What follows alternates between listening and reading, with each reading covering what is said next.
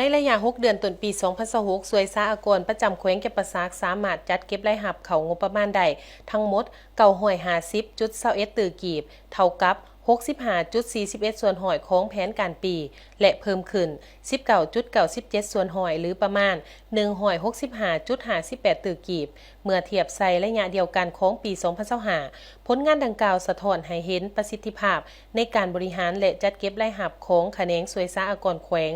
ข้อมูลดังกล่าวถูกนำเสนอในกองประชุมสรุปตีราคาการจัดตั้งปฏิบัติเวียกงาน6เดือนต้นปีและวางทิศทางแผนการ6เดือนถ่ายปี2026ของสวยสาอากรประจำแขวงแก่นประสากที่จัดขึ้นในวันที่30มิถุนายน2026อยู่สโมสรวิทยาลัยการเงินภาคใต้กองประชุมมีทานคำพันธุลักษ์หัวหน้ากรมสวยสาอากรทานสนันท์ศรีดาวงศ์หัวหน้าแผนกการเงินแขวงและทานปริญญาเอกอุ่นคำกองจำปาหัวหน้าสวยสาอากรประจำแขวงเป็นประธานร่วมพร้อมด้วยคณะนำและพนักงานจากแขนงการที่เกี่ยวข้องเข้าร่วมอย่างพร้อมเพรียงในกองประชุมทานปริญญาเอกอุ่นคำกองจำปาได้รายงานผลการดำเนินเวียกงานใน6เดือนต้นปีโดยได้สรุปผลงานด้านการเมืองแนวคิดการจัดตั้งบุคลากรการบริหารการเงินเวียกงานกวดกาภายในการกวดสอบและการจัดเก็บรายรับพร้อมทั้งยกให้เห็นด้านดีขอจำกัดและบทเรียนที่ถอดถอนได้เพื่อนำไปปรับปรุงเวียกงานในระยะต่อไป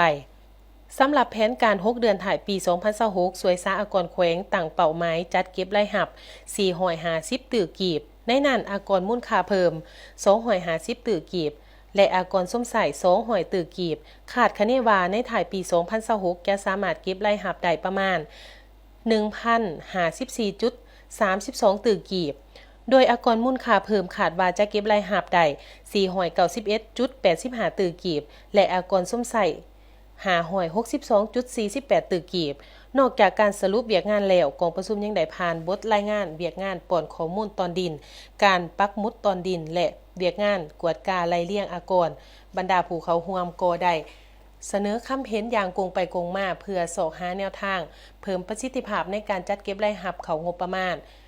ในโอกาสเดียวกันกองประชุมได้ประกาศการพักการรับอุดหนุนบำนาญให้แก่พนักงาน2ทานคือทานนุกรจวงจันดีและทานนางคำหงบุญทวีพร้อมทั้งได้มอบข้อตกลงการพักการโดยทานคำพันธุลักษ์หัวหน้ากรมสวยสาอากรในตอนถ่ายกองประชุมทานคำพันธุลักษ์และทานสนันท์ศรีดาวงศ์ได้ให้คำสีนำโดยเน้นให้พนักงานแขนงสวยสาอากรสืบต่อเสื่อมซึมและกำเนิดบรรดานิติกรรมระเบียบการที่เกี่ยวข้องเพิ่มทวีความรับผิดชอบซุ้มใส่คุ้มครองฐานข้อมูลรายรับคุ้มครองหัวหน่วยธุรกิจประสานงานกับภาคส่วนต่างๆและขยายการจัดเก็บอากรมูลค่าเพิ่มเพื่อบรรลุเป้าหมายเก็บรายรับของปี2026ตามแผนที่วางไว้